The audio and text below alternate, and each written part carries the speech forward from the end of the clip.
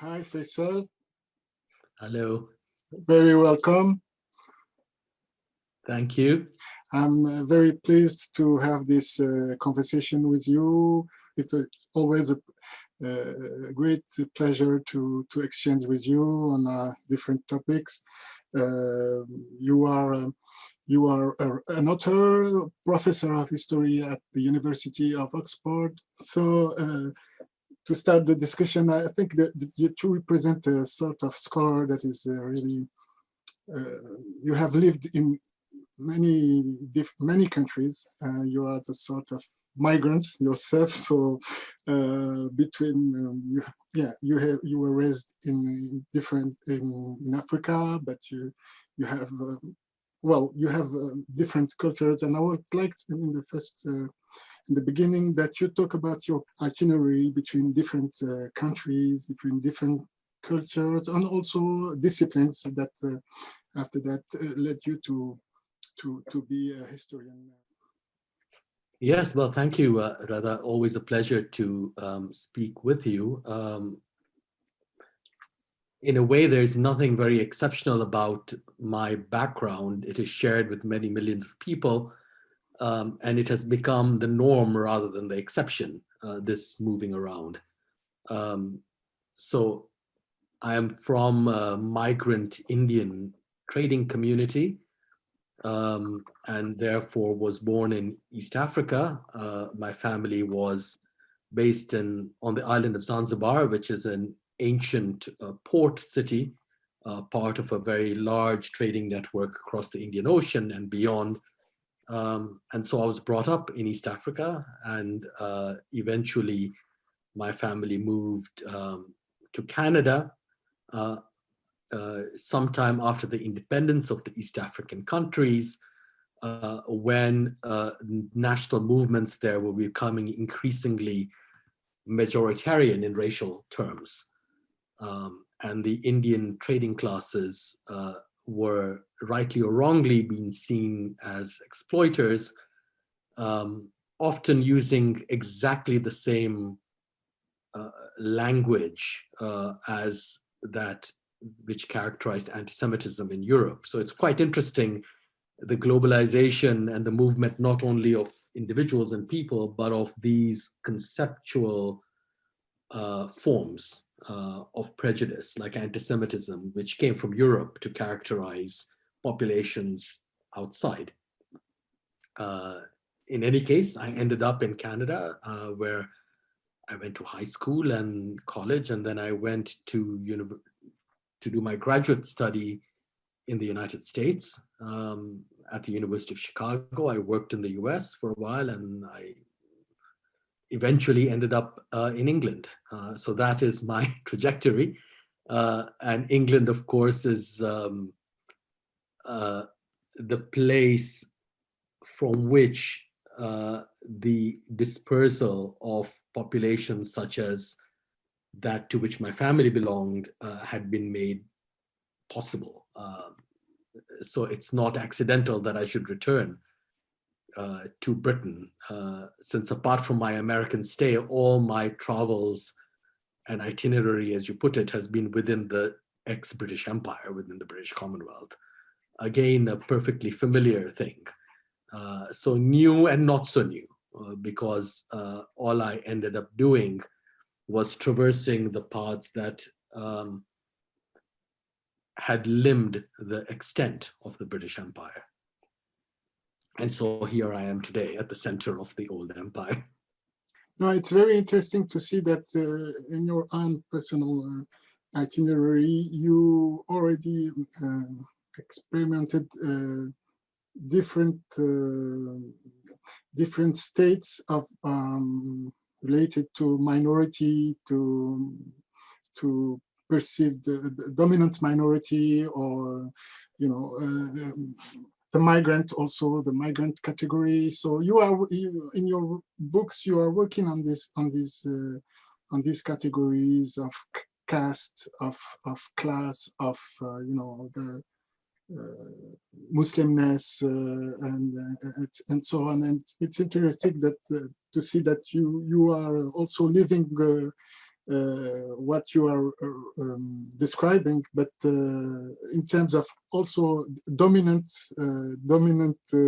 minority or dominant class, and also as exploited or discriminated category. So how have you been able to focus your teaching and your research, particularly on India, Pakistan, and this whole region? Well, I suppose, on the one hand, of course, South Asia, India, Pakistan, these are places that were familiar because my family had come from there, and I still have relatives in India. So it was not a strange place, even though I did not have occasion to visit the subcontinent until much later, until the 1980s. So I had never been there, and my parents had never been there. My parents had also been born like me in East Africa. So it was familiar and yet quite strange. And when we moved to Canada, suddenly being from East Africa made no sense. It was a meaningless category initially. But there already existed populations, Indian populations in Canada, who had been there since the 19th century, particularly Sikh populations from the Punjab. And so we were willy-nilly assimilated into these Indian populations by others. We had our own relations with Sikhs and other groups from the subcontinent, but these groups dealt with each other as separate groups. They weren't homogenized in any way. They had their own religions, they had their own languages, they had their own cultures and their own histories. They were not clearly the same thing. But from the outside, we were all seen as the same thing, or practically the same thing. And I suppose, that was one reason why a kind of external form of identification allows you to, or forces you to think about what it means to be this person called an Indian, although the word on the street was often not Indian, and there were highly discriminatory words used for people of South Asian descent. And I think that is one of the things that made me interested in South Asia. Though I toyed with the idea of actually working on Africa, which would have been a much more personal trajectory or task for me, because I had been born there and grown up there. But I decided not to do so for several reasons, in part because I didn't want my intellectual work and academic interest to be defined entirely by who I was or where I came from. So I remain interested in East Africa, but my work has encompassed not only South Asia, but other parts of the Muslim world as well. And I'm interested not simply in, as it were, my background or my people. In fact, I don't look at them at all. I look at communities and groups and histories of which I myself am not, as it were, a part, nor my family for that matter. So I've written very little about the very specific history that produced me or my family or people like me. Only one article on East Africa is a gesture of homage, and that was an article on my president, the first Tanzanian president, Julius Nyerere, who had translated some of Shakespeare's plays into Kiswahili. So I looked at the translations of two of these plays, which were fantastic. I mean, the translations were amazing. But I looked at them in the context of the politics of the new nation state that was Tanzania. And that was the only piece of work or research that I've dedicated to the country in which I was born and raised. similarly, with my own sectarian Muslim background, I've spent very little time on it, but I've looked at, as it were, others, what interested me, and what has always interested me um, has been ideas primarily, but ideas in situations, produced within situations that are more or less familiar, but not entirely my own. So I should say perhaps that I'm interested in neighbors and friends. I'm interested in people among whom I live, and not just me. I think it's important for all of us to think about our neighbors and our surroundings and our friends, and even indeed our enemies. Who are they? Why are they the way they are? What does it mean to live amongst neighbors and friends and enemies in a world? And that has been the intent of my work, insofar as it takes in part as its subject something that is familiar to me historically or genealogically, or some place from which I can be said to have come. So there's familiarity, but I'm actually interested in the difference rather than the identity that characterizes this familiarity. Faisal, your academic trajectory, your studies in the United States have given you the opportunity to explore or to deal in a way or another with what we call now the decolonial or post-colonial studies that are studies that also relied on the subaltern studies, and I wanted to know: have you been influenced by these set of ideas that also are emanating from scholars from the global South that have been teaching and working in mainly in the United States, but not only there, in different universities from the north, and who have produced during the last 30, 40 years, a very interesting and new way of approaching social sciences with an inner critical look at the Western, domination on the social sciences. But I want to know, how do you deal with these theories? What do you take from this set, and what is your difference of approach with some of your colleagues? Yeah. So when I was studying for my master's and PhD degrees at the University of Chicago, in the early 90s, the very end of the 1980s and the early 1990s, this was as it were, the golden period of post-colonialism. But the moment I use that term, I have to retract it, because today the sense that that term possesses stands at variance with what I had understood it as being. So you mentioned subaltern studies, which was a school of Indian historians, many of whom, but not all of whom, ended up moving to the West, to places like Australia, if you can call that the West, and the United States primarily. And there were some among them who were, one or two who were British, who were not Indian at all. And subaltern studies had been, the word subaltern is taken from Gramsci, had been concerned with two things. One, the possibility of writing the histories of those deemed to be subaltern, those not part of an elite, a nationalist elite.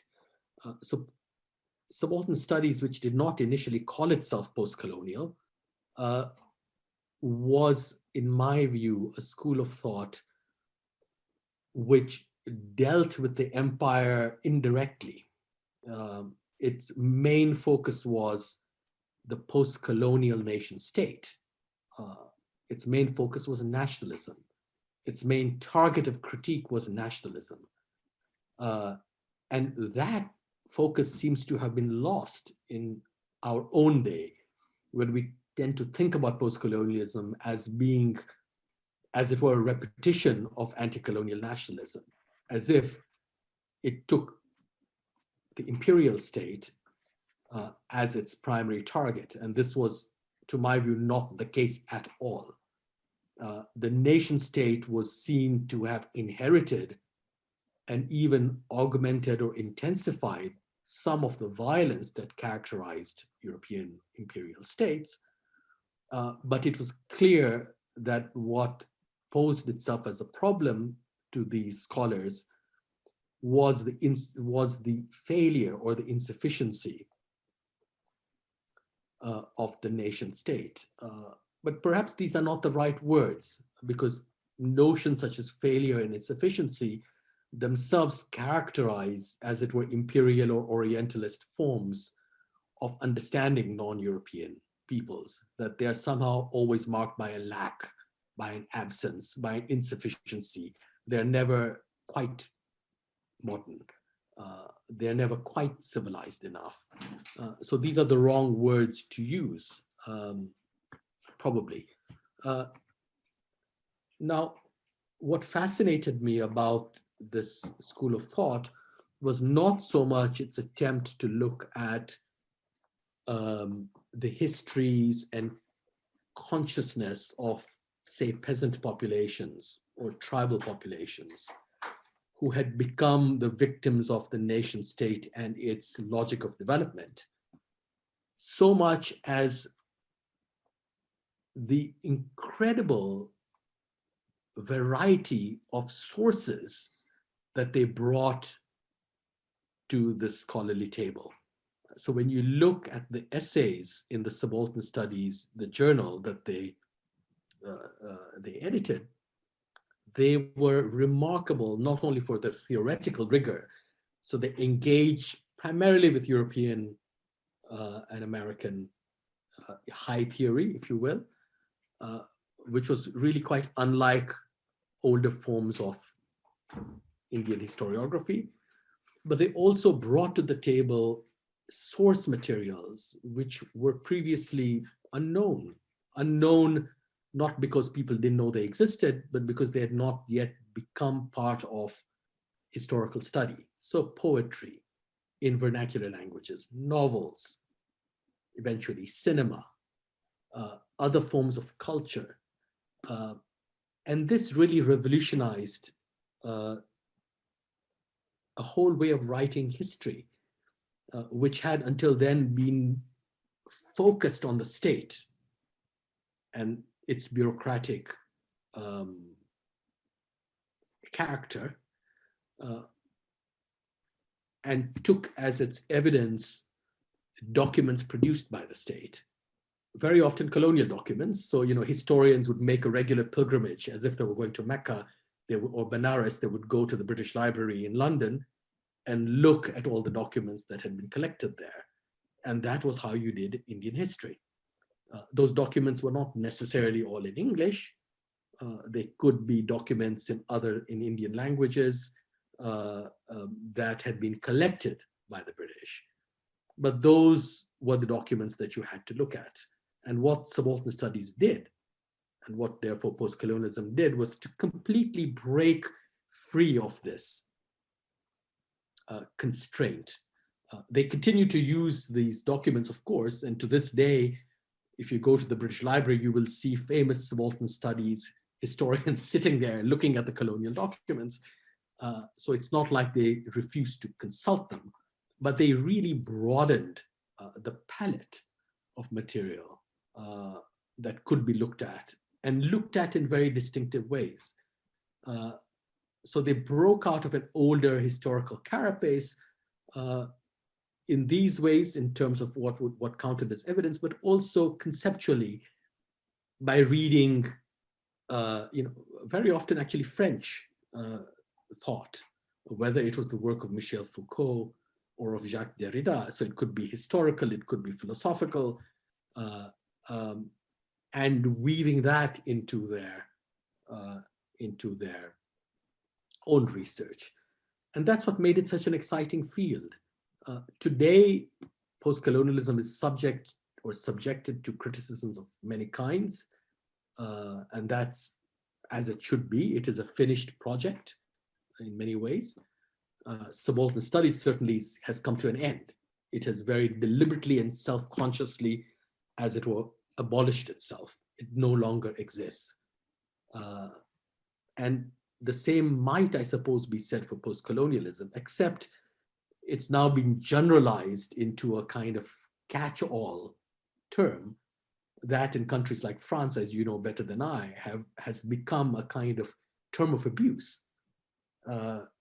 Is seen as a form of thinking that is highly particularistic and racialized and all about identity politics and rejecting the universal categories of the Enlightenment or some such thing.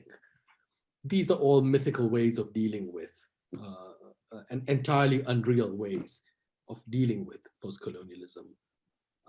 And such reality as they have probably emerged out of the transportation of groups or intellectual movements like subaltern studies to America, where they were redefined in this new context. And indeed, when subaltern studies was introduced to the American academic reading public, it was introduced to it in a volume called Selected Subaltern Studies, if I'm not mistaken, with an introduction by Gayatri Chakravarti Spivak and a kind of foreword by Edward Said.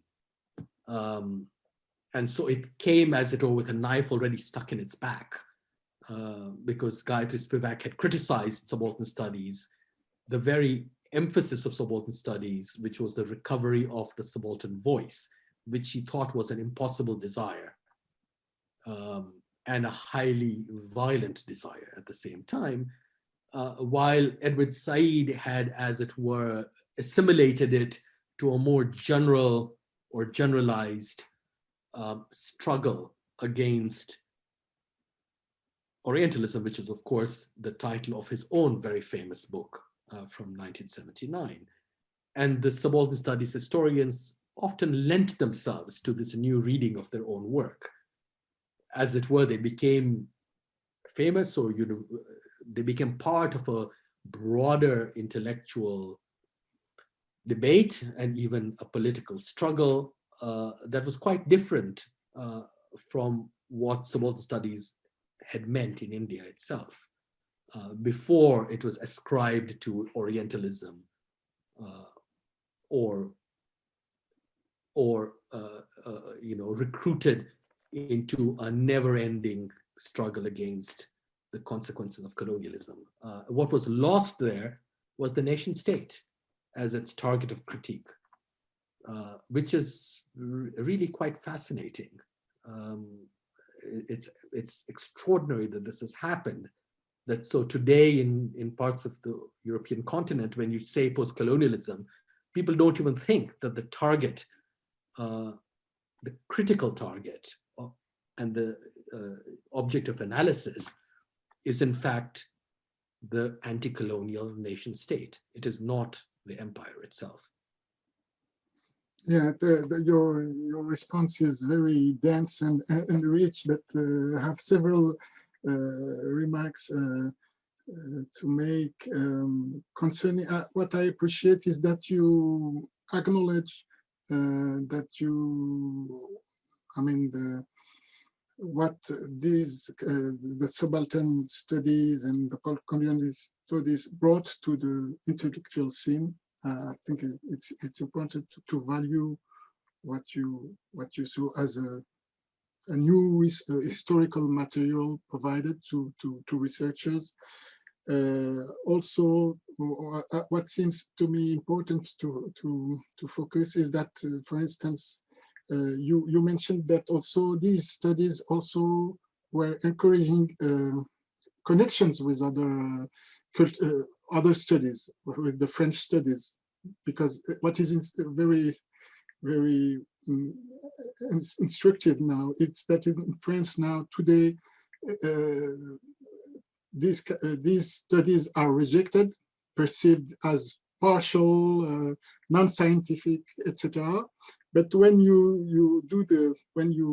explore the historical roots of these studies, you see that they relied on the French studies that were promoted in the United States in the beginning of the 70s.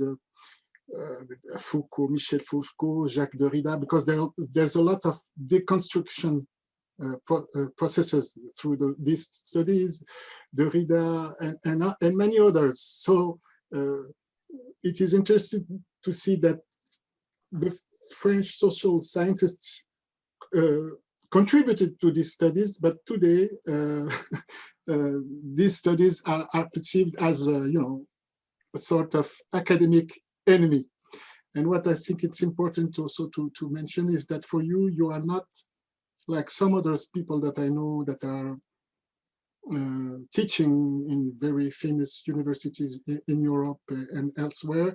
You are not pursuing this project of pointing the responsibility of the West, criticizing the West. I mean, there is also this I think the core thing is that it's a discourse that is also critical towards the West, but I'm not sure that it's always, at least today, in today's world, useful for the African societies, for Asian societies. I'm not sure that it reflects today a look at what is happening now, even though the subaltern studies provided new historical perspectives on history. And for you, to give you an example, I'm a native of Morocco.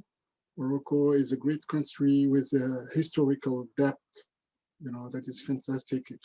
There were many empires in this region.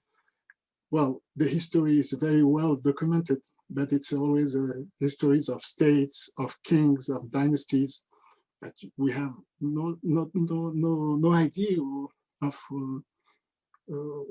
what was like to be a Moroccan peasant in the 17th century or earlier. We don't know what.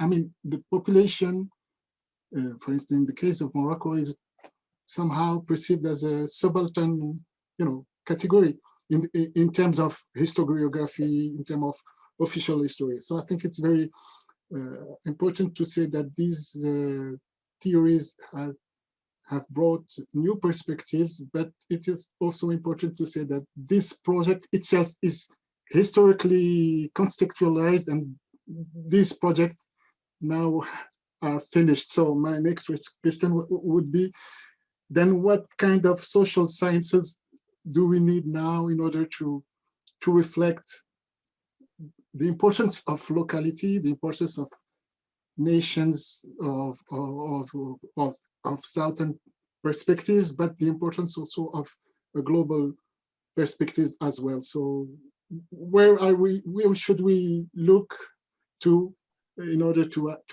apprehend in a better way the future? I don't know, that's a big question, but what I note is, it is almost as if Lyotard, when he wrote his famous book on the postmodern condition, so if we can move for a short bit from post-colonialism to postmodernism, on the decline of grand narratives, he didn't seem to have realized himself how accurately he would end up describing academia, which now lacks such grand narratives. They seem to be no great new schools of thought that seek to explain everything, or indeed that even if they do not seek to explain anything, that dominate their respective fields. So in a way, I wonder whether the attacks on post-colonialism, mythical though they might be, that is to say mythical because what they take to be post-colonialism is entirely a figment of the critic's imagination, that these attacks, as it was set up, a school of thought that does not in fact exist. It is a mirage, it is a specter. And that only becomes possible, I think, because we live in a time where these such schools of thought in fact do not exist,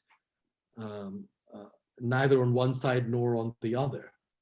I mean, the attempts to whip up some semblance of a now dead way of thinking, whether it is the triumphalist story of the West, or some other story about the rise of the East or Asia or something. These are all dead narratives from the past, and they're all like specters stalking the stage of modern history and of the modern university, whereas in fact nothing of the sort really exists, neither intellectually nor politically. What I have found useful is, I mean, I was always interested in intellectual history, which is what I did. That was my PhD. So I've always been interested in ideas and how ideas travel, and not necessarily geographically by being handed on from person to person, but how they actually survive. They're the great survivors of history. The moments, the economic and other conditions, political conditions that made them possible might have disappeared, but the ideas tend to live on and multiply and metastasize and go in different places. So I've always been interested in that, and no more so than now, because I think whether it is in the form of intellectual history or political or religious thought, it's through these ideas which have become often quite detached from any original context that produced them, that new movements arise and flourish for a time. And they do so in a way that no longer, it seems to me, draws that much distinction between locality and the global. So an idea might have a very specific meaning in a specific place, but it can also have other kinds of meaning, the same idea elsewhere. So, are we in a situation where the emergence and transportation of these ways of thinking and the practices of acting that go along often with them can no longer be easily classified and named as being either local or global, as being either Eastern or Western, or any of the old categories that we have historically depended upon. So that is one kind of problem that interests me. I certainly don't have a school of thought to propose that seeks to, in a Hegelian or Marxist or some other way, explain everything, or even a Levi-Straussian way. That might have been one of the last moments, structuralism, where we see an intellectual form that seeks to explain the world itself. And that too, structuralism, to go back to an earlier point of our conversation, had been quite influential on subaltern studies. I mean, the founder of subaltern studies, Ranajit Guha, one of his early books is called The Elementary Structures of Peasant Insurgency. The reference, of course, is to Levi-Strauss, The Elementary Structures of Kinship. So like Foucault himself, who was accused of being a structuralist, they move from structuralism to post-structuralism, which is another example of how what comes to be called post-colonialism does not actually fit into any single conceptual framework. It was always quite agile and mobile. And I mentioned this so as to make it exemplary of the kind of thing that I'm trying to describe as intellectual history or political thought or even religious thought. It's able to shift from here to there without being easily classified. So that poses a kind of problem and an obstacle, but also, I think, a great opportunity. Perhaps we have, for the time being, moved away from the period, from the era of great schools of thought which seek universal purchase. We are in another way of, we're in another kind of world in which thought operates differently, or at least excludes these older modes of intellectual inquiry which sought to master everything. Yeah, that's it is clear that we have no more grand narratives, even if people want to follow grand narrative, even if they have to invent new ones, or want to be faithful to the old ones, even if they are presented in new ways, with these, discourses on identity, or all these discourses that are emerging from social networks, following cultural or religious lines, but also political lines that are sometimes conservative, and that establish a sort of mythical relationship with history. I mean, history is fantasized, subject to nostalgia or this kind of things.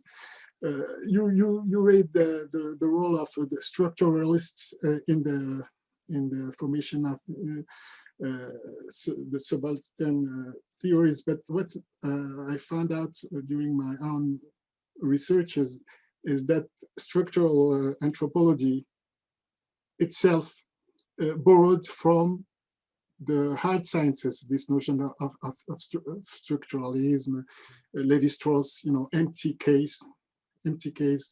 space, the religious manna, or the Arabic baraka, that could take different meanings, everything and its opposite.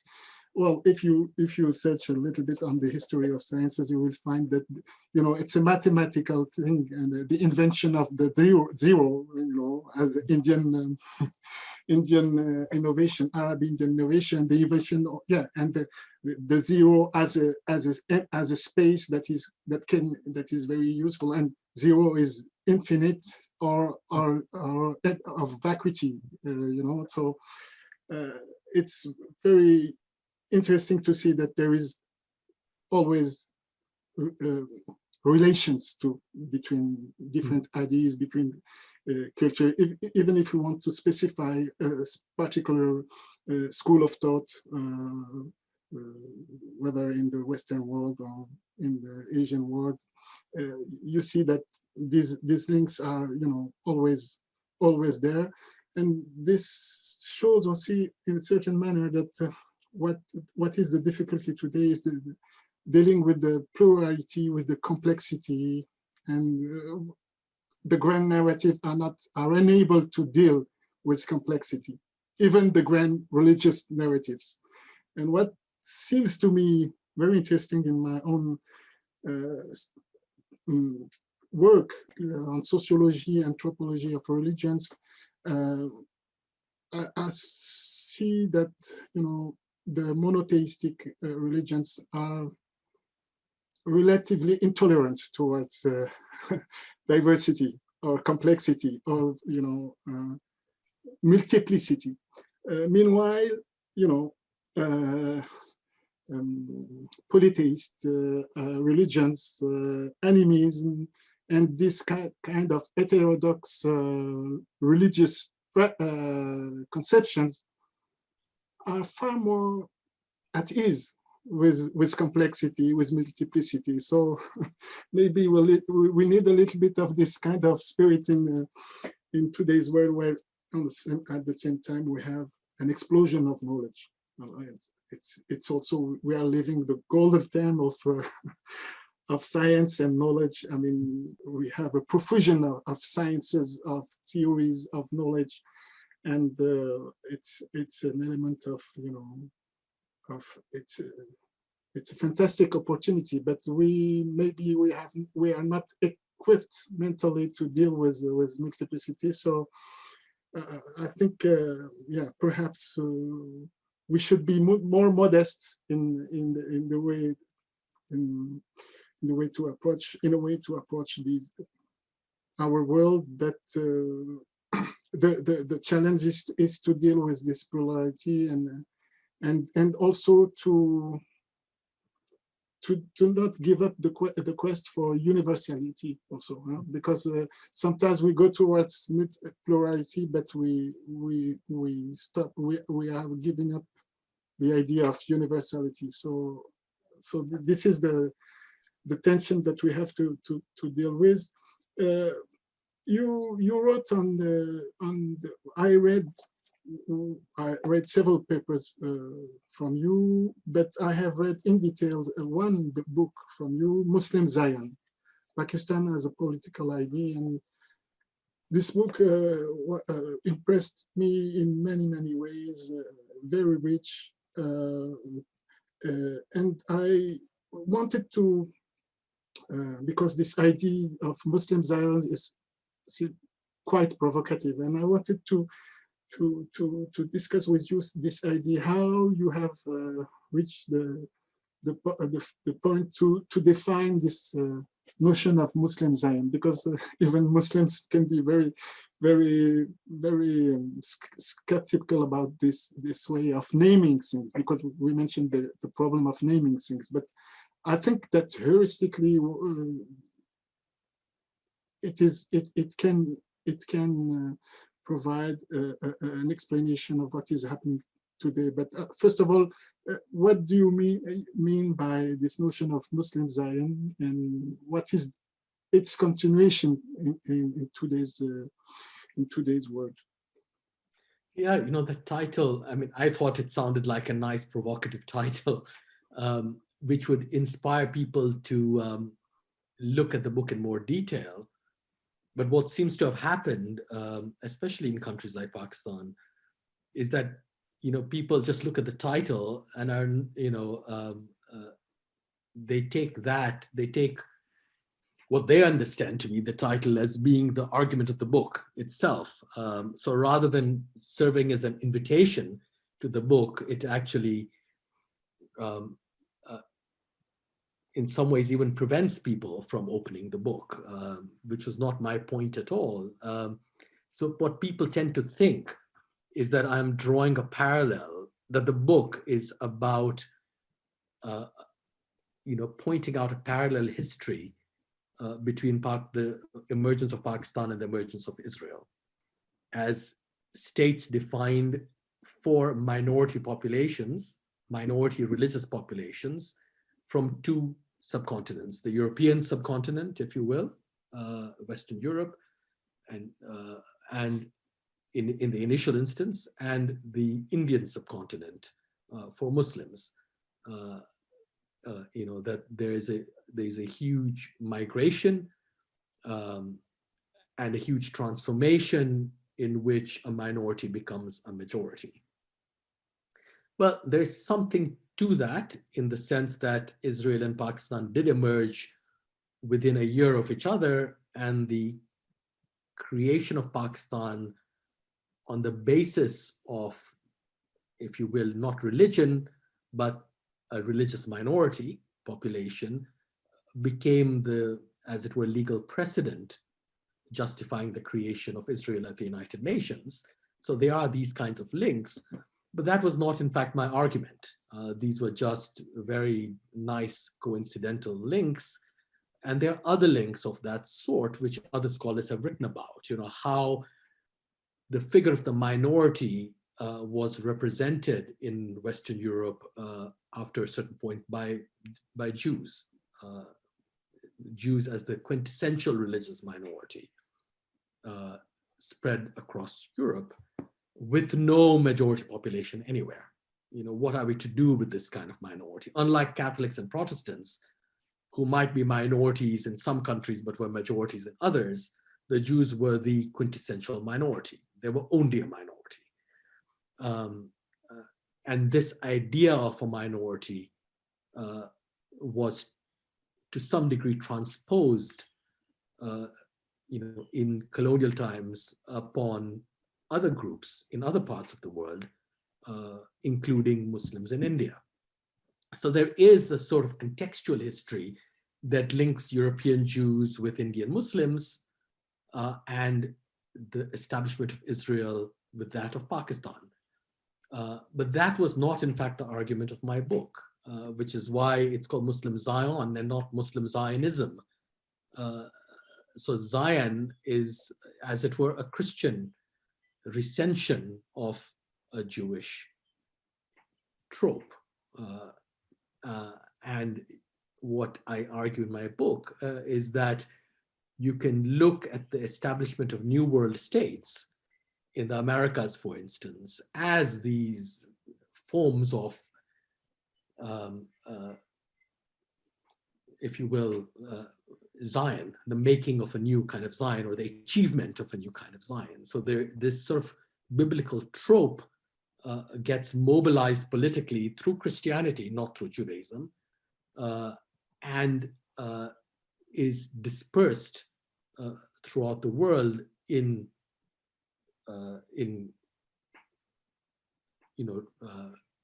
movements of conquest and exploration, and especially the New World. So what interested me is how Pakistani nationalism in particular drew not upon European ideas of nationality, which were based in romanticism and in the attachment, mythical though it might be, of a deeply rooted history occurring within a specified geography. And the interesting thing about Pakistan is that the Pakistan movement cared almost nothing for history and geography. Ties of blood and land were of very little consequence. It was much more like a New World form, not a romantic, but an Enlightenment form of nation making or state making, where it is, as it were, a purely reasonable, rational, or viable, where the state and the nation attached to it were understood in terms, were defined in terms of rationality and viability, rather than in terms of language and history and blood and these kinds of connections. So Pakistan would exist wherever there were enough Muslims to sustain it. It could be anywhere. And in some ways, Israel, there's a prehistory of Israel and of Zionism, which also includes this way of thinking. So Herzl, the founder of Zionism, thought that you could actually have a Jewish state in, say, Uganda or Madagascar, and there were attempts to do so in Russia as well, despite the fact that Jerusalem had been so important for Jewish thought. So what I was trying to do was to actually suggest that Pakistan, the first state founded for, as it were, a Muslim population,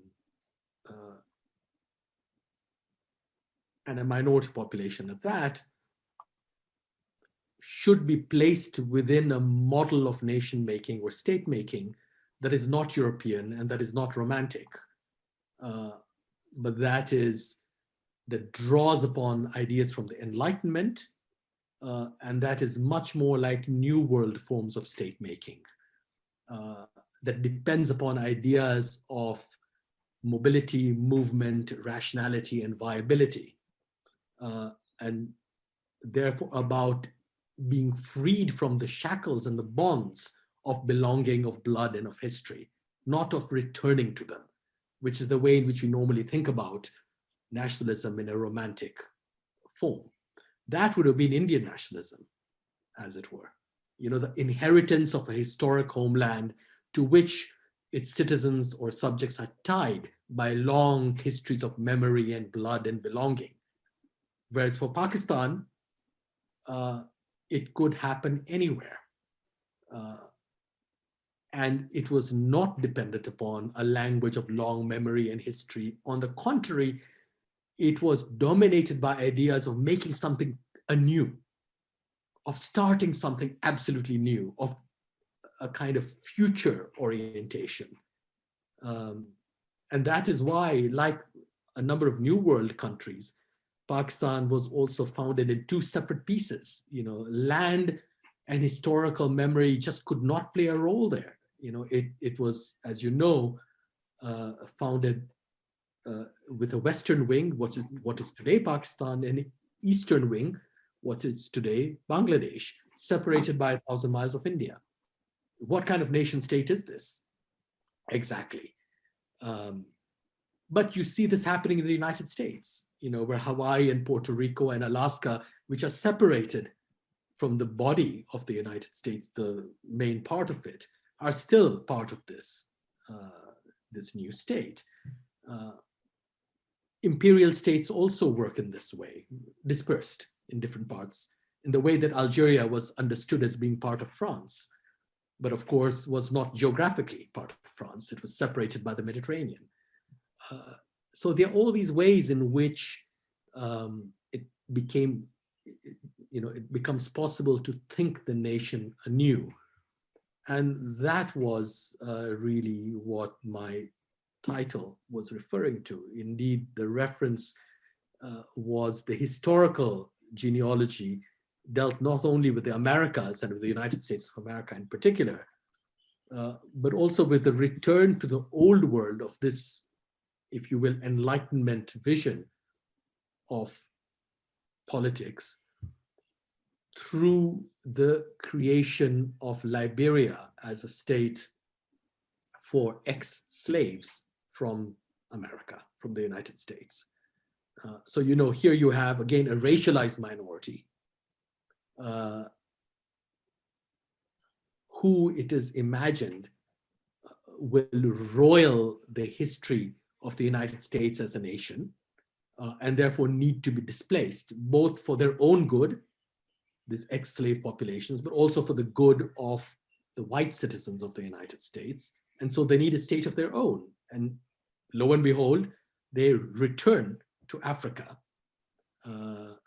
And Liberia is created as a state for them, with all the implications of settler colonialism, because of course there were people living there who did not much appreciate being put under the governorship of ex-slaves from the United States, supported by white Americans. Right? So in a way, Liberia in the middle of the 19th century serves as a nice precedent, both for Israel eventually, and for Pakistan in different ways. These are not the same histories, but these are histories which tell us about the creation of new nation states, often in the name of minorities who need to become majorities. But these are nation states whose links with immemorial traditions and land and blood and all the rest are weak. In Israel and in Liberia, you can pretend that there is some immemorial tradition, even though that tradition is there only in books and in rituals. In Pakistan, you cannot pretend this. And in that sense, Pakistan is, you know, the name Pakistan means land of the pure. And it is pure in this sense, that it is perhaps the most,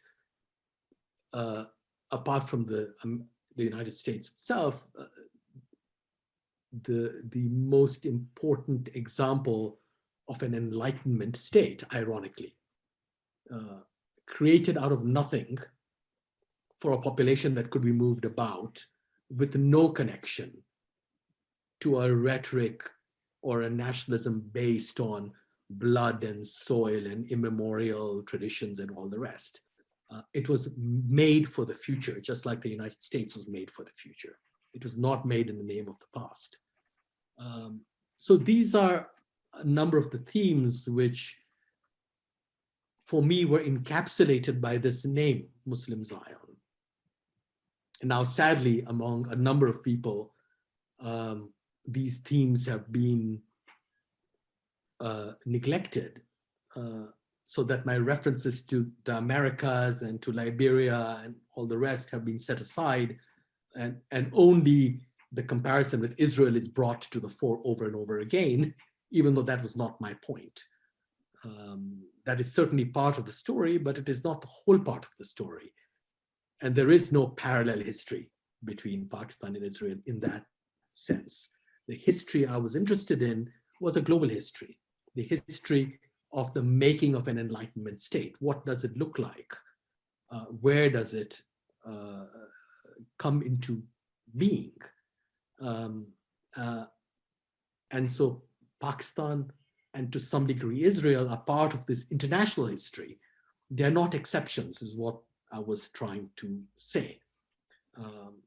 And in doing so, to suggest that Pakistan had its own take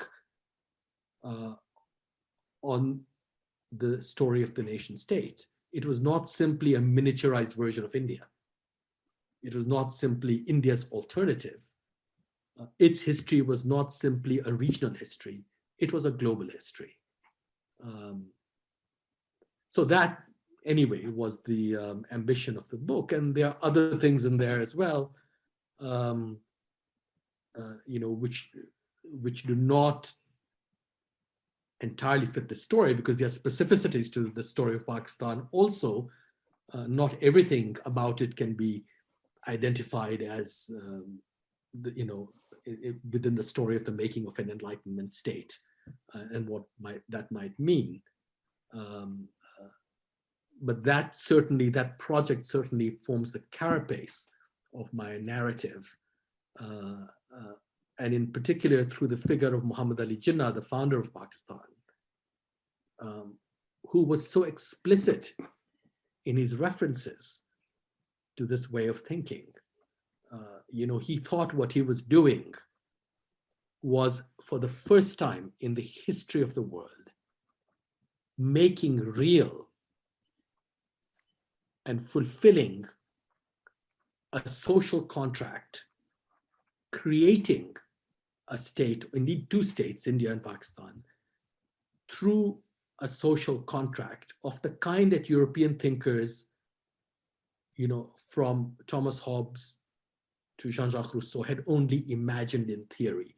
Jinnah thought he was actually making that theory into a reality for the first time, because these two states are created by a set of negotiations between civilian leaders. They are not created through war. They are not created by a kind of external action. They are created by people themselves, in his view. And he thought that this was the greatest achievement that India and Pakistan both had to offer the world. They had made real what Europe had only imagined, and done so in a different way. It was not simply a derivation of Europe, because European states are not founded in this manner, as we know.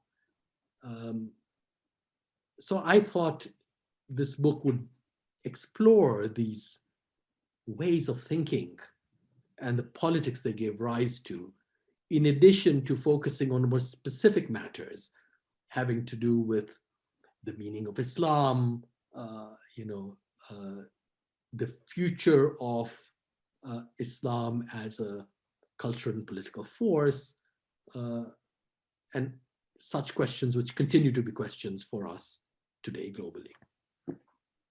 Yeah, this title, this notion of Muslim Zion, which looks very provocative at the first sight, for me is very relevant and have been influenced by your book in a way that I will mention right now, is that in fact you have enlarged this notion of Zion as some of the creation of a state, a modern state, out of nothing, out of a historical, geographical context, and it's an ideal that is concretized.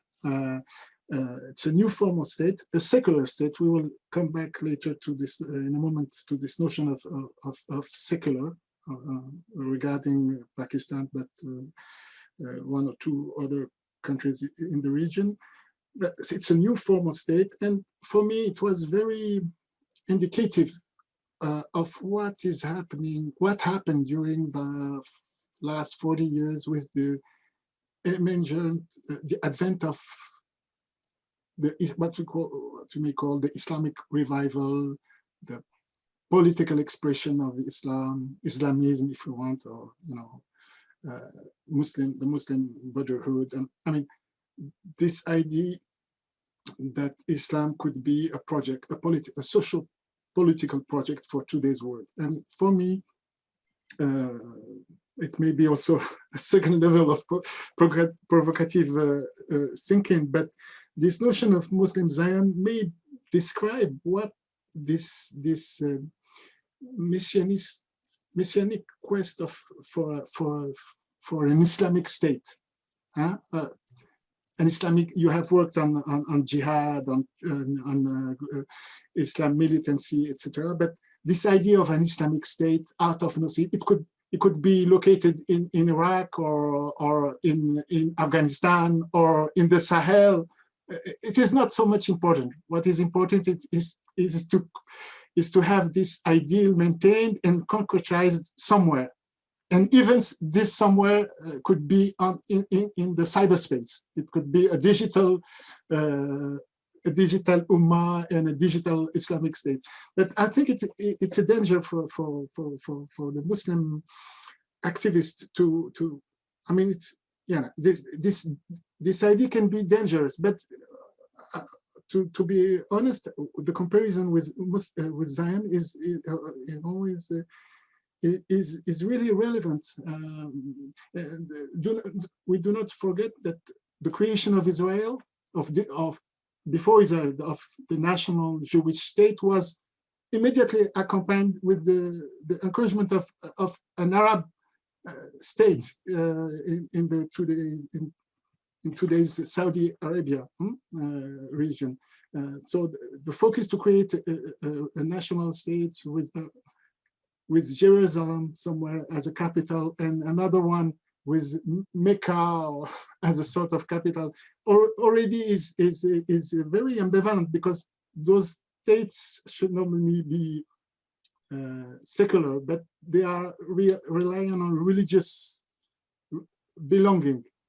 So I think this heuristically, it's very, very fecund idea, because we can see that what we see as a Islamic revival is something really new, and totally, it's a new form of thinking states. And even if it's provocative, it may help us to think what is happening today around this quest for an Islamic state. So. And what is interesting also is to see that in this Muslim Zion that you described as in the example of Pakistan, these two states, India, Pakistan, were in fact secular states. So I wanted to have your views about this notion of secularism today.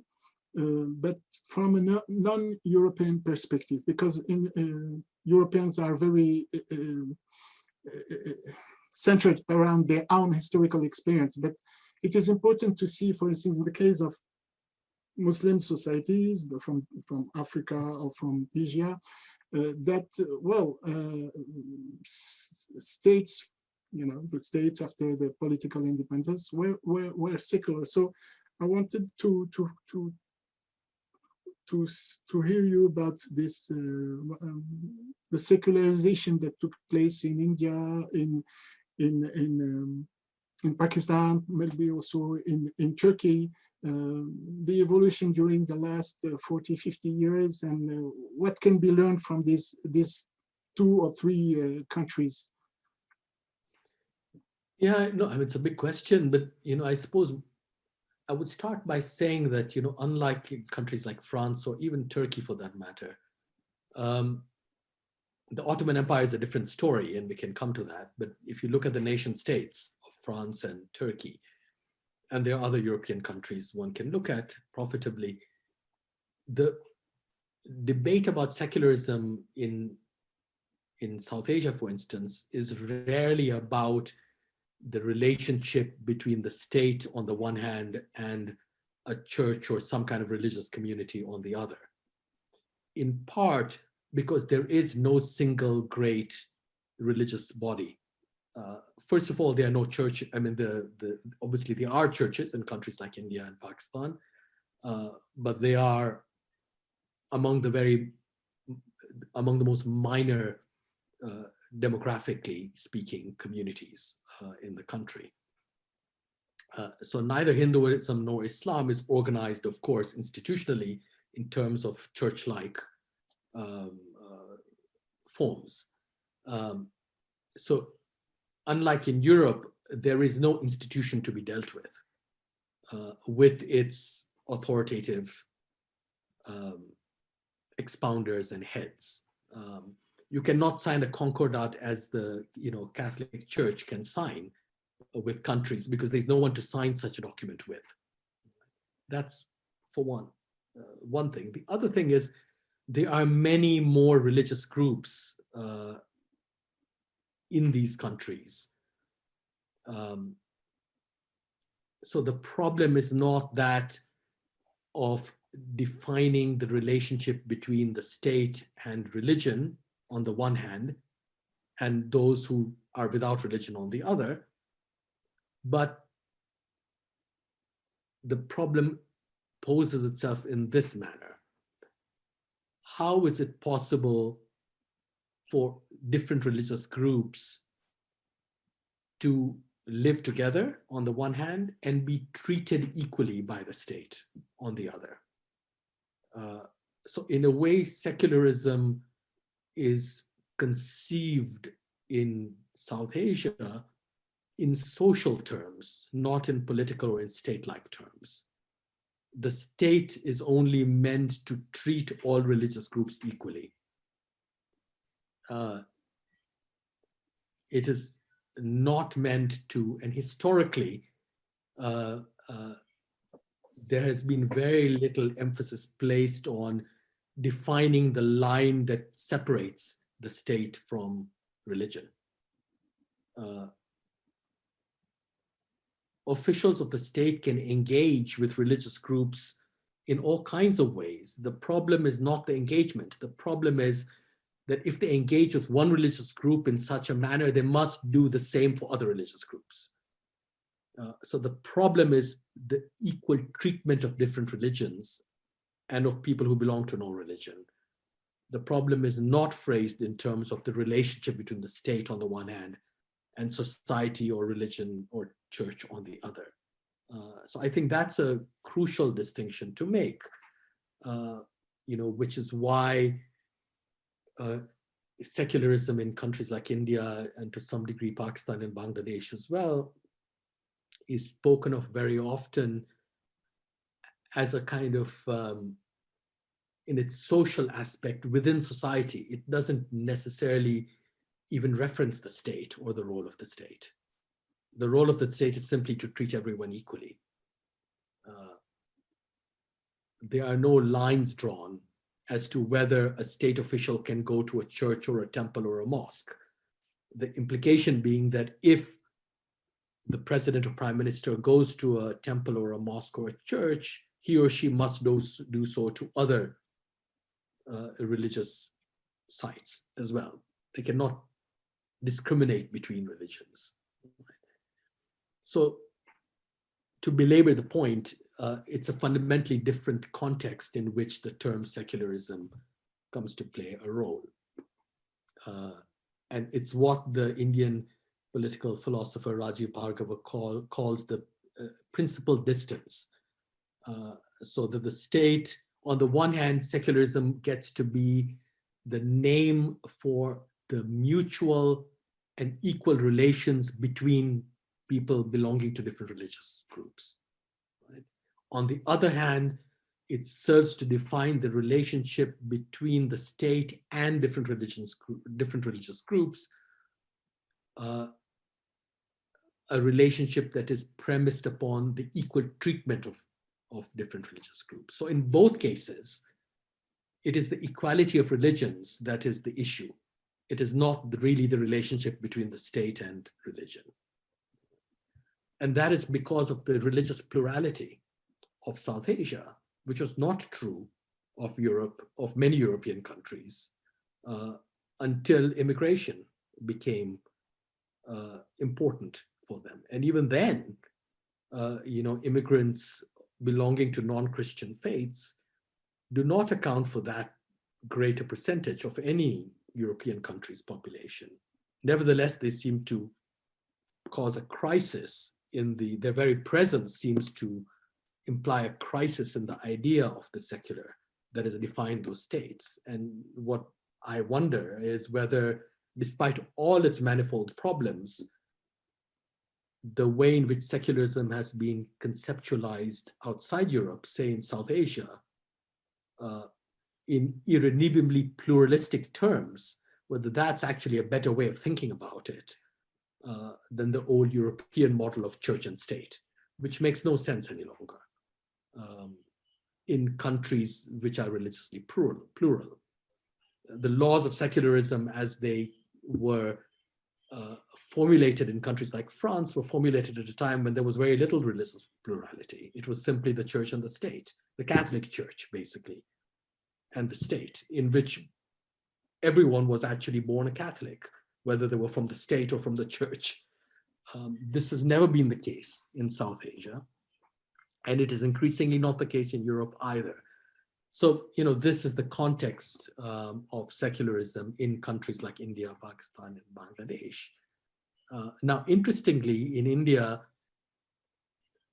when the constitution was formulated in 1950, secularism did not find a place in it. And it did not find a place in the constitution because the Prime Minister of India, Nehru, and others realized that to put secularism in the constitution would be counterproductive, or could be counterproductive, because it would force upon religious minorities very often certain kinds of strictures. It could be used as a stick to beat people with, people who were weak, right? Minority groups in particular. Eventually, secularism is put into the constitution by Nehru's daughter, Indira Gandhi, in the 1970s. So secularism was very, very important in public debate, but it was not necessarily made part of constitutional law. An interesting fact. Now, with Pakistan, the point was, as with India, how do you treat different religious groups equally? How the state should treat them equally on the one hand, and how they themselves should interact with each other on equal terms. That was the problem of secularism. And what Jinnah, the founder of Pakistan, had imagined was that by splitting British India into two pieces, or three, because East and West Pakistan were separate pieces, as I described earlier, the problem of the minority would disappear. That what you would have is established religious minorities in both countries, Hindus in India and Muslims in Pakistan, majorities that were not threatened by minority religions. And in such a situation, religion would cease to be a political issue, and would subside into the everyday lives of people and would not define their politics in the way it had come to define Indian politics in late colonial times. When it's Hindus and Muslims, but also Sikhs in some places, who ended up becoming the major, or giving their names to the major political movements of the day.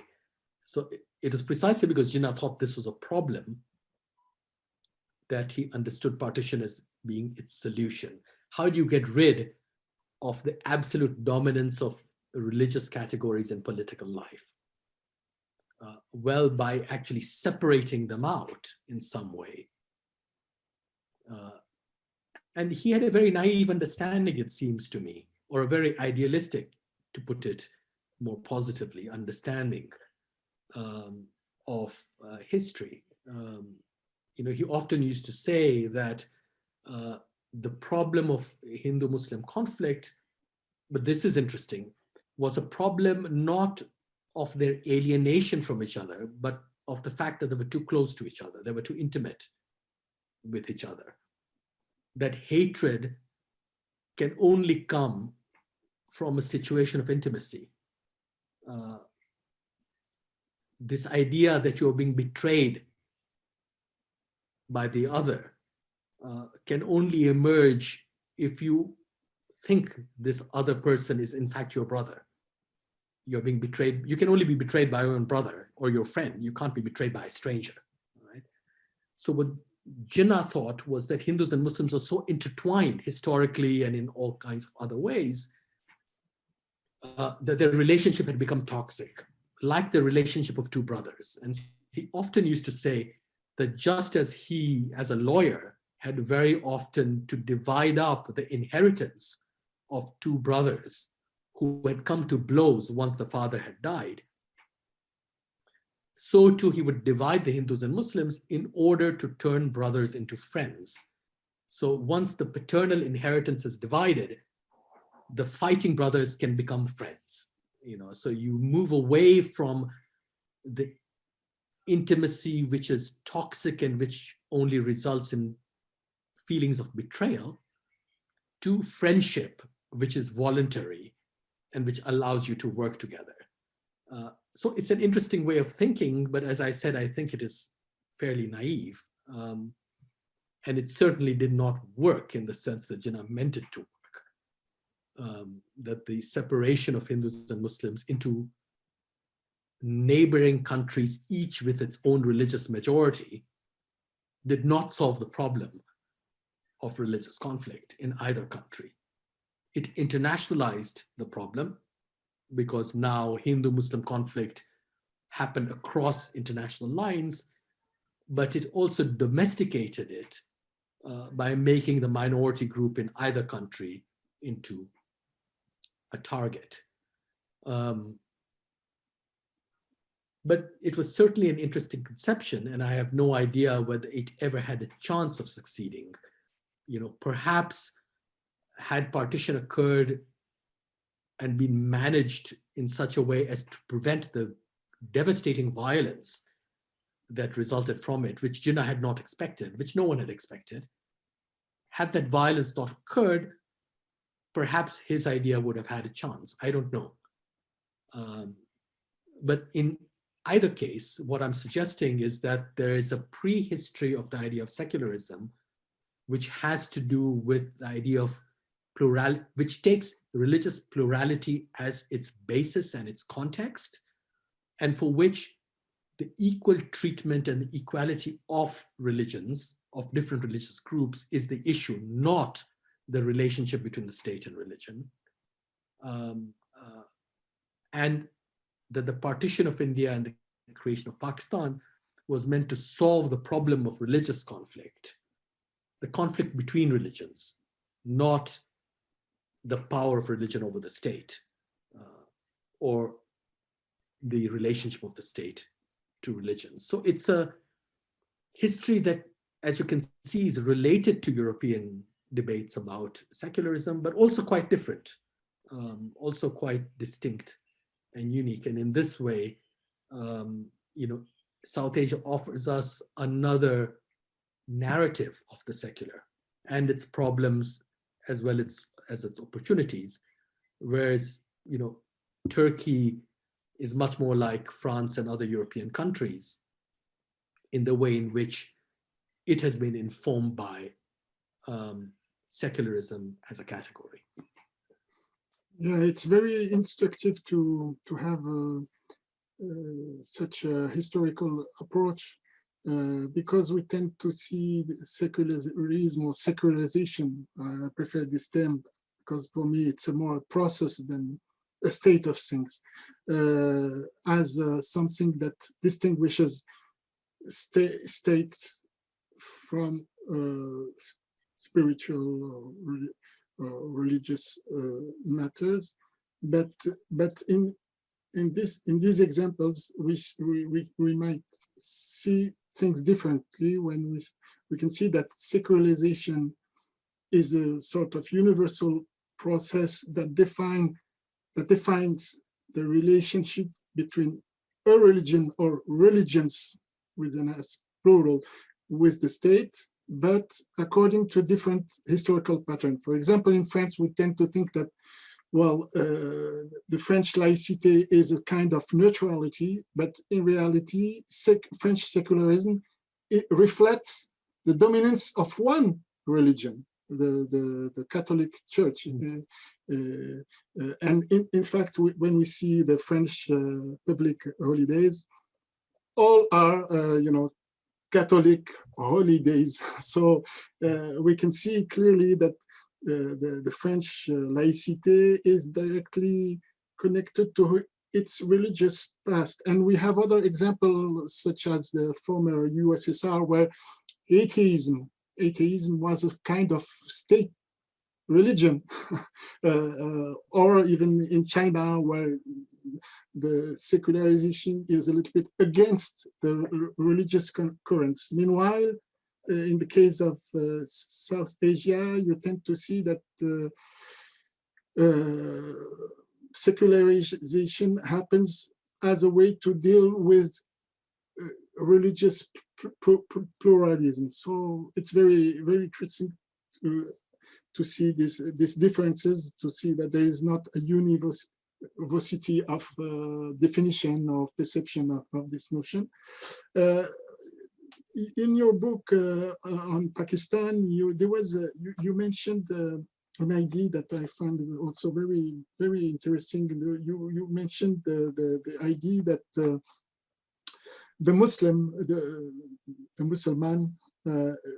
was perceived in India before the partition as a kind in a society that is not so much dominated by social or economic distinctions, but by castes, was sometimes perceived as a mediator. Or for instance, the relation between the different castes. I mean, and you mentioned an example of Mahatma Gandhi, mentioning that the role of the Muslim as being to purify some object polluted by a Dalit. So the idea that the Muslim can be a mediator between different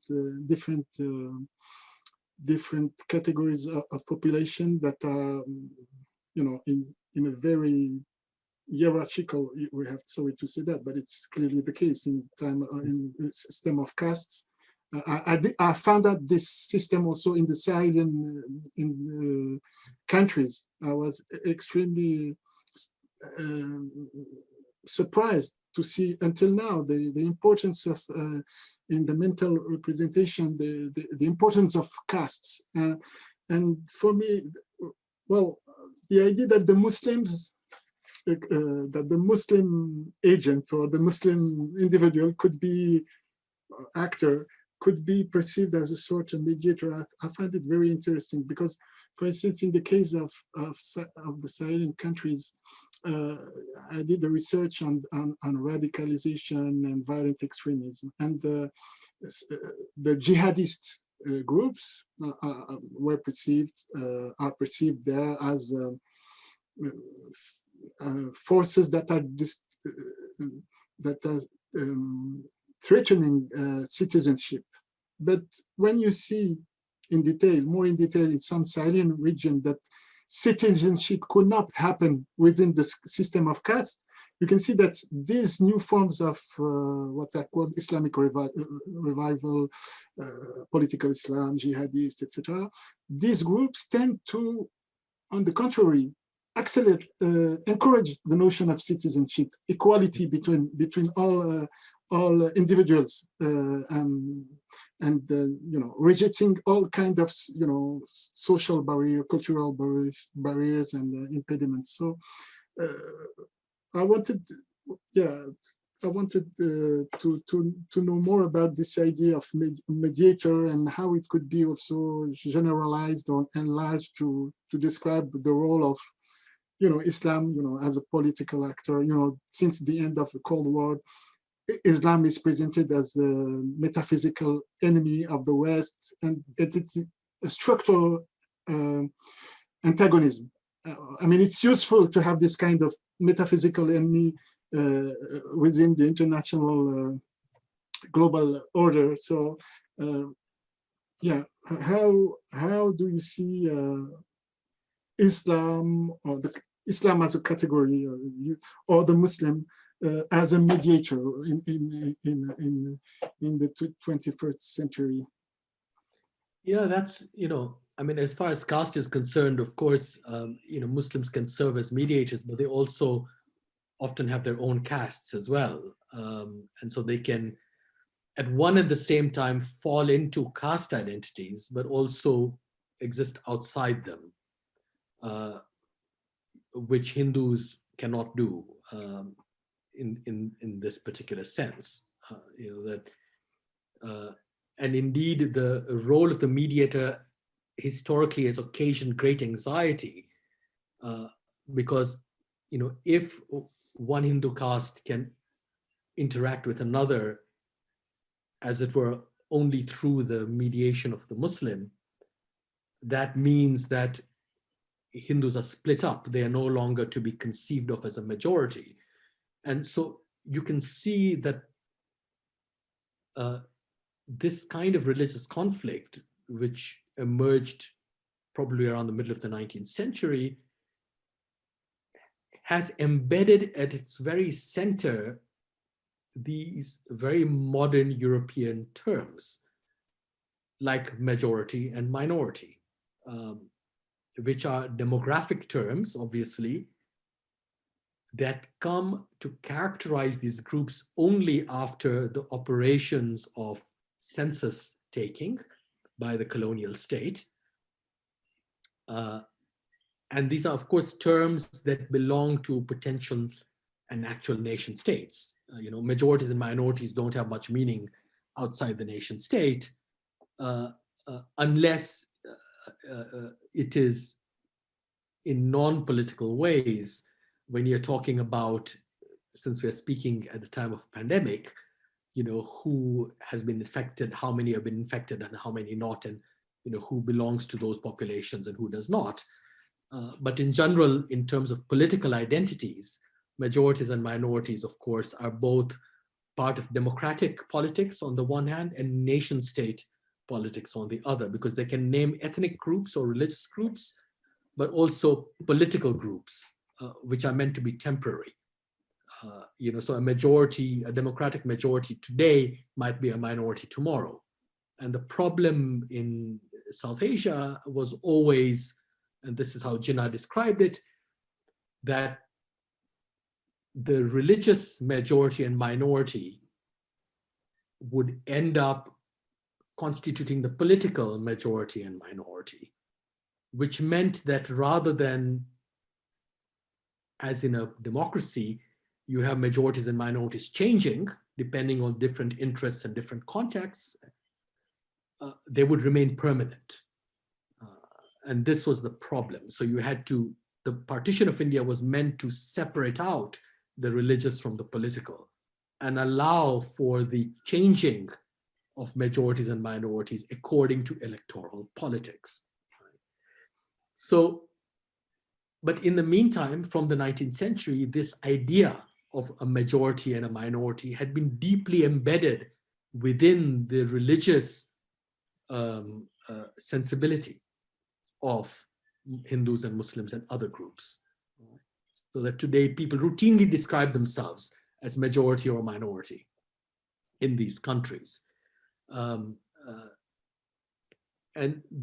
the arrival and importance of these terms, which are modern demographic, census-driven terms, which also make sense in a nation-state context, potential or actual, the role of mediation was increasingly put into question because it was crucial to make the Hindus into a majority. And in order to do that, you have to get rid of the mediator because the mediator interrupts the majority. So even though mediation continues to exist, it is increasingly seen as more and more problematic, whether for Hindus or for Muslims or for anyone else. So that's the first thing I would like to say about the issue of caste. Now, what's interesting, secondly, is that, again, confining myself to South Asia for the moment, in India, the diversity of caste and the conflicts of caste exist alongside the diversity and context of religion. And the two things overlap, but are not identical. All right? So very often the diversity and conflicts of caste within Hinduism are displaced onto the figure of the Muslim or the Christian as an external religious minority. So you can unify Hindus into a majority by scapegoating Muslims or Christians as religious minorities who are outside the fold of Hinduism. So Hindus become a majority community only by way of contrast with religious minorities like Muslims and Christians. So the problem of caste, which is internal, is displaced onto the problem of religion, which is external. But in Pakistan, something else is happening. Because interestingly, in Pakistan, the religious minority targeted is never or very rarely the non-Muslim. It is always within Islam. It is the Ahmadiyya or the Shias or the Barelvis or the Deobandis. There are a number of claimants to this status. So in Pakistan, the problem of the religious minority is internal to Islam. It's not external. Whereas non-Muslims like Christians and Hindus are treated like castes, are discriminated against on the basis of caste rather than religion. So Hindus of low caste who converted to Christianity are treated as low castes, not as Christians or Hindus. Hindus who are of merchant caste are treated as such, etc. Right? So there's an interesting inversion. On the one hand, there is a parallelism between caste hierarchy and religious hierarchy, caste violence and religious violence, where there's an overlap but not identity, and there's a displacement. On the other hand, what's happening is that in India, the displacement occurs from caste to religion, from the internal problem of caste hierarchy to the external problem of religious difference. In Pakistan, the religious difference is internal to Islam, and it is the caste difference that is displaced onto non-Muslims. So it's almost a kind of topsy-turvy, a reflection of what's happening in India, which is interesting. But as far as kind of speaking about Islam globally is concerned, I mean, there's a long history, as you know, of the idea of Islam as a mediator. On the one hand, in the Mediterranean basin, this figure of Islam as mediating classical Greek and Roman texts and philosophy to the Christian West through projects of translation, etc. That's a well-known history. On the other hand, of course, outside the Mediterranean basin, the figure of Islam or of Muslims as mediating again between the West or Christianity and other religions.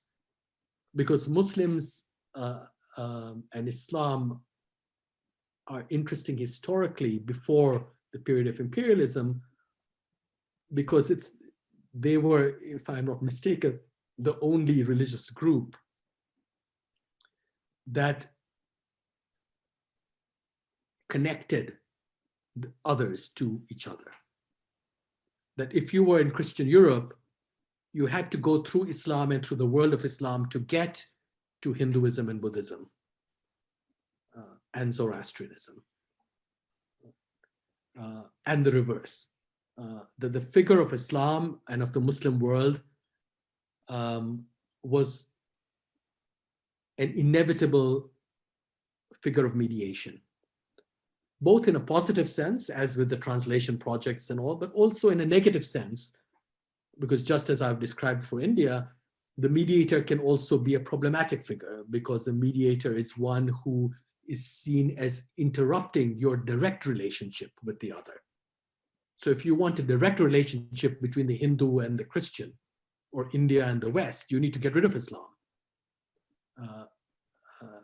So the figure of mediation works in both senses. But again, what I think is crucial here is that Islam, or the Muslim world, has had its own long history before colonialism of relations with Buddhists, Eastern Christians, Orthodox Christians mostly, Hindus, and others, well before Western Europeans had any connection with them. And very often, Western Europeans could only come to have a connection with them through the world of Islam, through Arabic and Persian and Turkish texts, through translators, and by going through the world of Islam to get to these places. So we know the explorations of the journeys of Christopher Columbus, are meant to circumvent the Muslim world, to circumvent the world of Islam in order to get to the Indies, right? India. He ends up in, of course, the Americas, the West Indies. So even in the spread of Europe, you have the importance of the Muslim mediator. Either you make use of that mediator, you try to circumvent that mediator, to get rid of the mediation altogether. So in both positive and negative ways, Islam has, because of its historical and geographical situation, has played this role of connector. It is the only world, as it were, world religion that connects all the others to one another. There is no other group or religiously designated geography has done that historically. And I think it is a fascinating story. There are translation projects in the West, in Muslim Spain, and in North Africa, and in the Mashreq, which are about Greek, etc.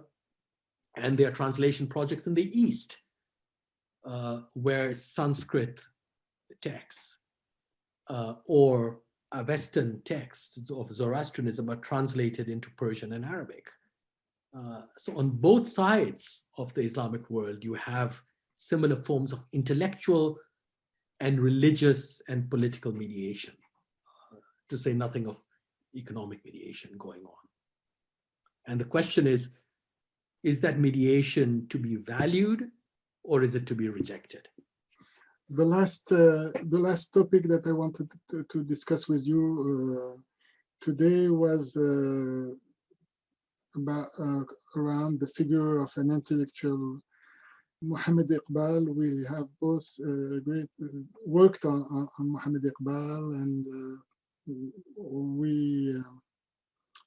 we value his intellectual contribution. Mohammed Iqbal is considered as the spiritual father of Pakistan, but he was born in the 19th century. He studied in England and Germany, I think, and he died 10 years before the creation of Pakistan. So when I refer personally to him in my writings, I mention it as the Indian philosopher, Muhammad Iqbal.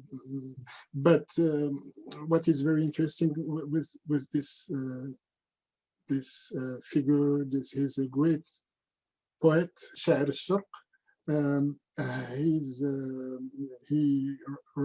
He wrote in different languages. He's a philosopher, but also he played a role in the conscience of Muslim Indian, in the national consciousness. And he wrote a book, The Reconstruction of the Religious Thought in Islam, which is a small book made of a series of conferences.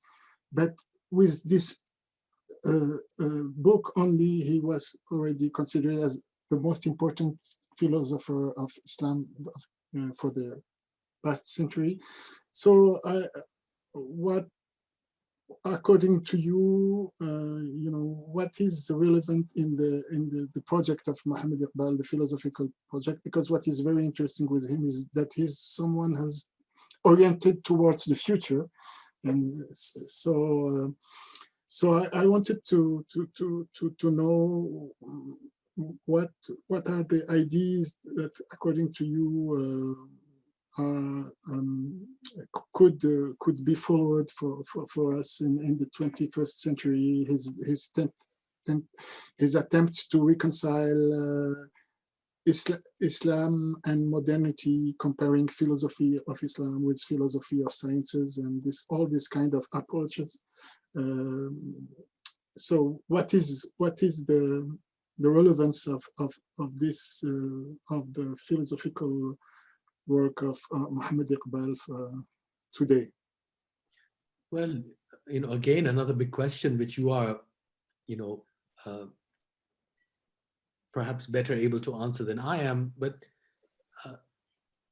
there are many things. I mean, I think one of the useful things about Iqbal is, okay, he's an important thinker because he's one of the few fully trained philosophers of his time from the East, trained in the West. But and also he is very interested in approaching modernity as an idea and as a reality intellectually, rather than through gadgets or through material objects. For him, modernity is not defined by technology, the modern technology of armaments and steam engines and things like that, which were, of course, the things that were of most interest to Muslim rulers in the 18th and 19th centuries, because they posed a threat and an opportunity for them. So they're perfectly understandable. But for Iqbal wanted to go beyond technology to understand what animated it and what made it so important for the West and for the rest of the world.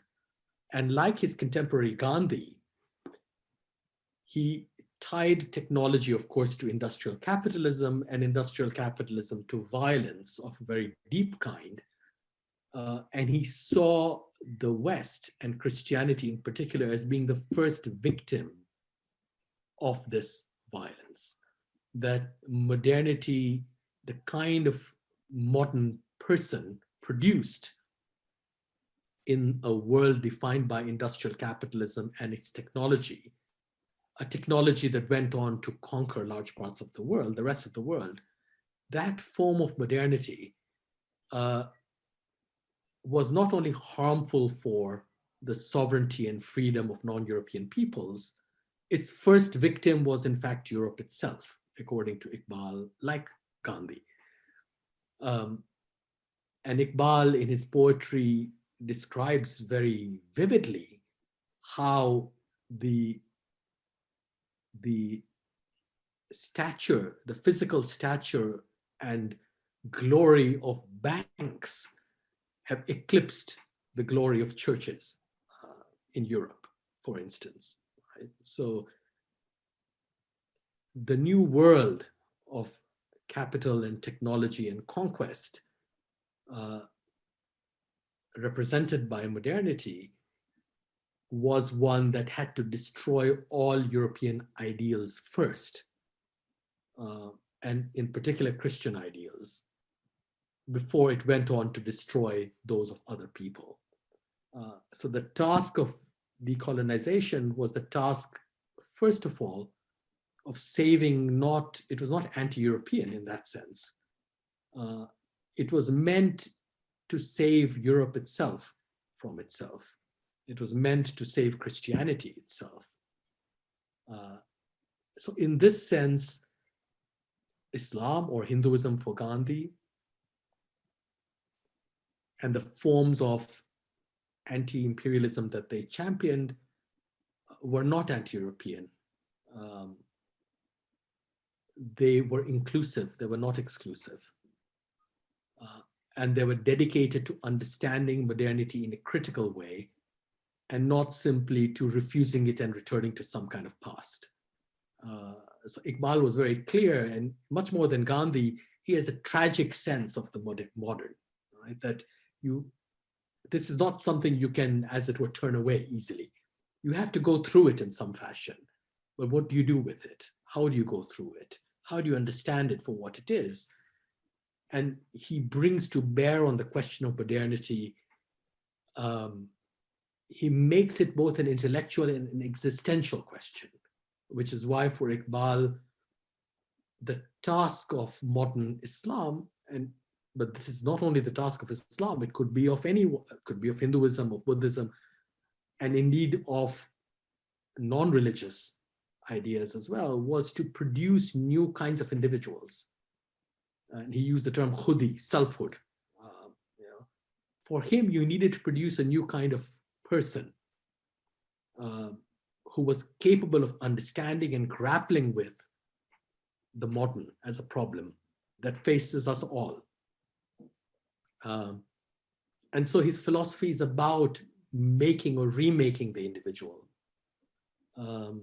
which I think is very, very interesting. In so doing, he, I think, broaches a great many very interesting perspectives. You know, for instance, I wrote last year or a couple of years ago an article on how Iqbal thinks about the secular, the figure of secularism, in which I point out that, you know, he notices how European ideas of secularism are so based on spatiality, on space. How do you separate things in space, right? Where you can be religious in your private life, perhaps in your home, and where you cannot be religious. You know, where your religious categories have meaning, again, in a church, in a temple or a mosque or in your home, and where they cannot have meaning, right? And he talks about how this obsession with space it really is sometimes beside the point. First of all, these spatial divisions are impossible to really enforce, because how can you cut yourself into spatial pieces like this? They destroy the very individual that Iqbal wants to develop. And they end up in rehearsing the problem of religion over and over again, because this kind of policing of space is impossible and destructive. But also it is too superficial in his view.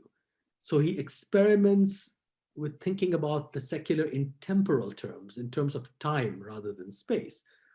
And as you know, Iqbal was very interested in time because he was interested in Henri Bergson, the French philosopher, who was a thinker of time and of temporality. And Iqbal wrote about Bergson a lot and wrote about his idea of pure duration. So what does Iqbal say? He says, look, if you think about Muslim ways of considering what today you would call the secular, you see how they're often structured in temporal rather than spatial terms. Right? So he offers two examples, which are very interesting. One is a Sunni example out of Islam. He says, look, the finality of prophecy, the fact that Muhammad is meant to be the last prophet, entails the freedom of human beings from theological categories and domination. Because with the end of prophecy, what you have opened up is the future, or modernity, you can call it that, as a site of human freedom, no longer governed by any living theological authority. It is a site of freedom because Muslims can reflect upon the religious authority of Muhammad and reflect upon the Quran and other texts. But they are free beings. They can only do so as free. They are not dominated by the theological. So this is one way in which time structures, if you will, the secular, the distinction of what is religion and what is not, what is theological authority and what is not. And the second example he gives is a Shiite example, in which the temporal caesura is moved to the future. So he argues because the Shia believe in the return of the Imam who is in hiding, a messianic return. So until the Imam returns at the end of time, no absolute religious authority is permissible, because only the Imam can exercise such an authority. It would be sinful to create a perfect religious society or perfect religious state in the absence of the Imam. Such a thing is impossible. And so until the Imam returns, what we have is the present and the future as a site of human freedom. So you see, from the Sunni angle, it is the finality of prophecy which creates the future, the present and the future as a site of human freedom. And from the Shiite angle, it is the non-presence of the Imam that creates the present and the future as a site of human freedom.